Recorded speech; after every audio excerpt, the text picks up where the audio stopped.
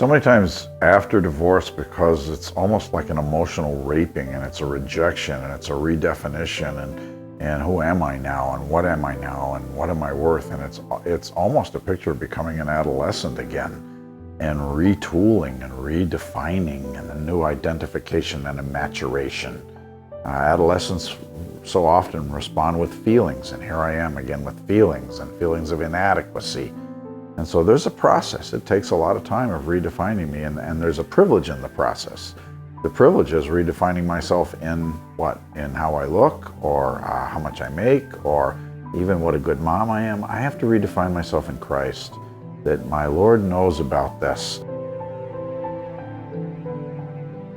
As far as emotions are concerned, it's a very adolescent process, and that's why it's not a good time to make decisions.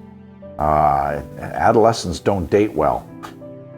So it's a time of getting through this wilderness and coming out the other end, where I think the most successful moment is when I realize, you know what, I don't want to live the rest of my life alone, but I could. That is a great moment. I will no longer define myself by somebody else liking or loving me. I know now whose I am. I belong to God. And when I can define myself of who I am by whose I am, His, I think then I've walked out of adolescence and I'm in adulthood. I think one of the great challenges of parenting is our expectations. I think we expect them not to be kids. We expect them to be little adults. You know, I have a radio show and people will call in, why does my child, and it's kind of a joke response, and people who've listened to the show a long time will start with, and I know you're going to say, they're kids. And it's our job to be the adult, and it's our job to put it together for our children and have the plan and jump into the field and have fun with them.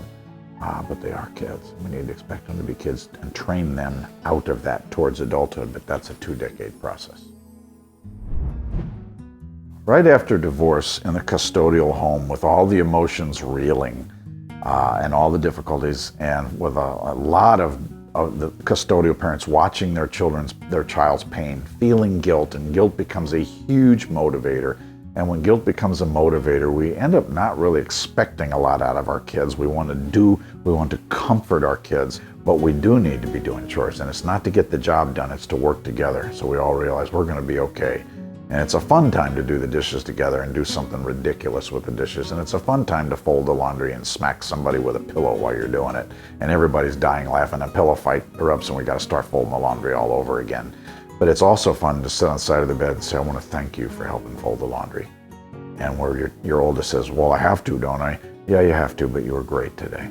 And it's wonderful being in this home because we are working together and we're going to get through it and it's going to be awesome. Thank you for being big today.